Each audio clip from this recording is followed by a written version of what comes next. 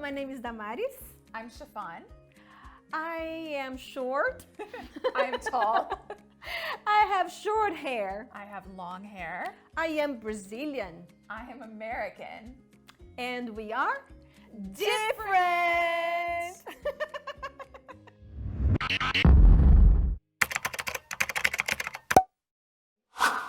So today I think we're going to talk about culture.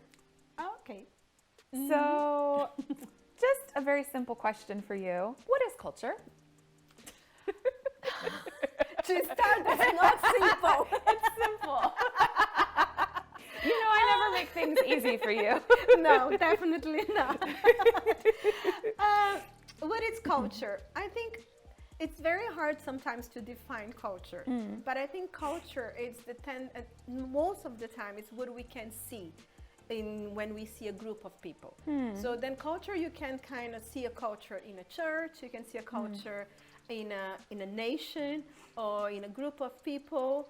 I think in America you can see lots of the culture of high school culture because it's very, very unique in America. So I think culture is what you can see in terms of behavior, in terms of beliefs, family structure, you know, and the way you see, the way you deal with your external environment. I think that's, a good way. Is that enough? So the attributes basically that are visible about a person or a group of people. I think it's good that you mentioned that it's not just about nations, because I think every country and every culture actually has its own subcultures as well.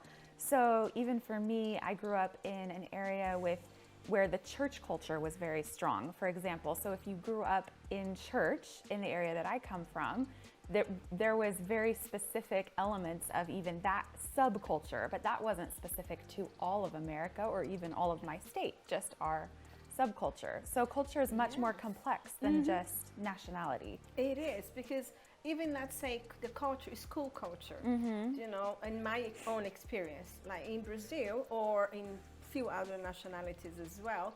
So whenever you are in a school environment, you need to wait for the teacher to invite you to speak. You know, so then that is this understanding. Of course, this is not everywhere, but most of the time you are there and you wait for the teacher to mention your name and invite you to answer the question. When I moved to England, my children who were part of this culture where you have to invite it to speak, they actually had a hard time in school. And I received sometimes phone calls from teachers saying, hey, your children, they're very quiet. They never offer themselves to answer the questions. I said, but they should not offer. You should ask them. So then you see that is in my culture, where I come from, we have this understanding that you need to be invited to be able to speak instead of just offering yourself to speak. Right. Can you see the difference? Yeah, that's so interesting. That makes me think of a story from when I was teaching English last year. And it was the first time that I had a class that had real diversity in terms of where the students came from. So I had students from Latin America and students from several parts of Asia. And so it was quite diverse. And one of the ladies that was assisting me in the classroom came to me one day, and she was Asian, and she came to me and said, Chiffon, you need to not smile so much when you teach. Really? Can you stop smiling? Because all of the students from Asia think you're laughing at them. They think you're not taking them seriously. Oh my gosh. Where for me as an American, or even from, I think, different Latin American cultures as well, or other cultures, smiling is a symbol of friendliness and warmth, and it's just automatic. For me, like, smiling shows that I'm interested, that I'm enjoying, that I'm friendly, I'm approachable, blah, blah, blah, blah. And I kind of panicked, like, how am I going to stop smiling? I don't think I can do that. And then finally I realized, like, okay, no, the answer isn't that I have to change that part of me. It's that we need to communicate and have an understanding. So we had a whole conversation in my class about what smiling means in different cultures. And then after that, it was completely fine. They accepted you. Yeah. Smiling. But I never would have thought that just by smiling, I could actually be hurting or offending my students. I had no idea. Yeah, I think in Latin America, or at least in Brazil, I cannot talk about for the whole Latin America because that would be very offensive. Sure. But I think for Brazilians, I think smile is actually a way to be friendly, especially in a class as a teacher. So a teacher would feel way more comfortable. I mean, the students would feel comfortable when a teacher smiles. So then actually the serious teacher would bring this kind of tension to the class. Yeah, that would be the same in American culture. And actually, I remember my parents teaching me growing up that whenever I was having conversation with someone, I should always smile, nod, make eye contact, that those are the signs that you're interested in the conversation and that you want to be present and be part of that conversation. So it's so interesting how those little things can mean something so different depending on what culture you come from. And I think it's good for you that you're saying that, because it's important for us to understand that it's nothing right or wrong. Right. It's just a different way of behaving. So in your experience then, what happens when you have a group of people from different cultures that come together and maybe they've all only been exposed to their own culture and they think that's the right way to do things. How they do things is the right way. Their culture is the right way. And then they all come together in a group. What happens? A mess. That's what I can say. It's a mess. It's as well lots of tears, lots of misunderstanding, and even hurts as well. And I can just talk about myself. I remember the first time I left Brazil, I went to a nation in Africa. And I remember even arriving in the airport, I really remember the first time I encountered the environment outside the airport. It was a shock. Oh my goodness, yes. Everyone completely different, the way they dress and the way they even look at me, was anyway, the way I felt. They didn't feel that way, but that's how I felt.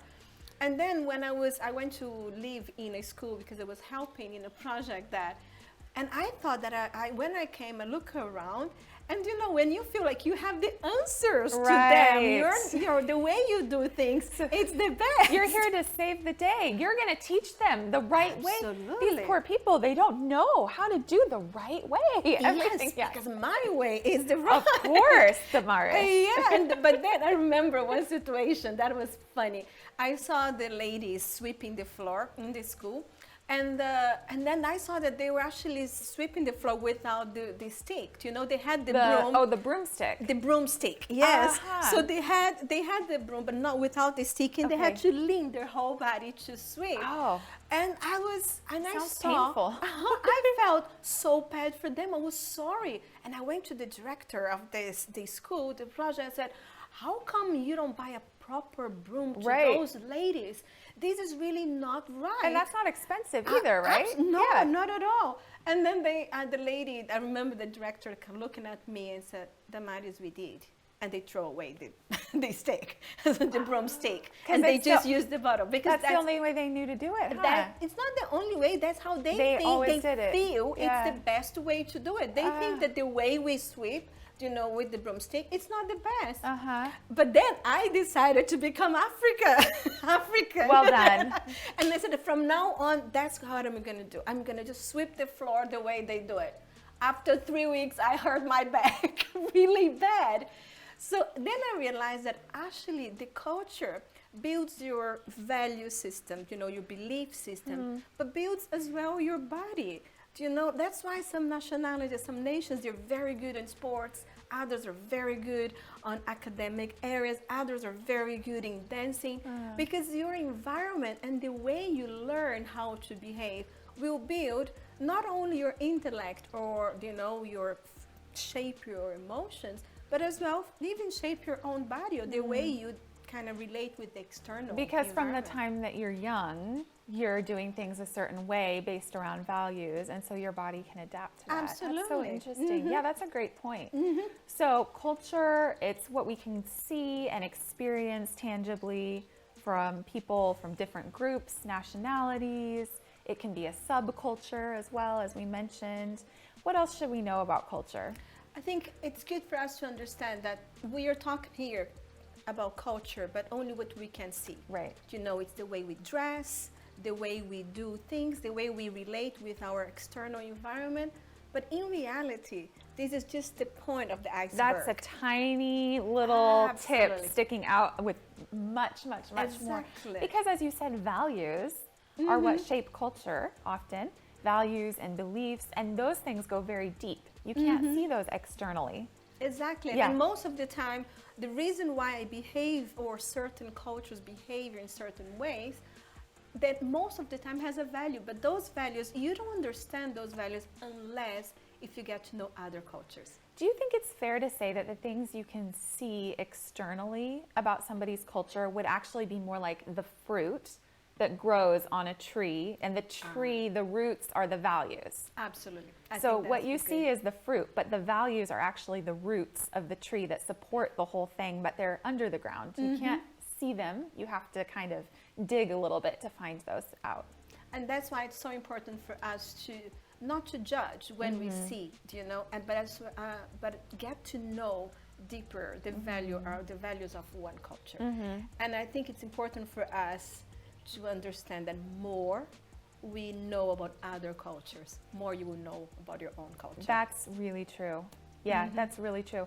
I think as well, it's just kind of what you touched on, just having a posture of curiosity, being curious, being generous with our assumptions, and not assuming the worst. So if somebody does something that we don't understand, being curious about that. Oh, why? Why do they do things this way? What can I learn here?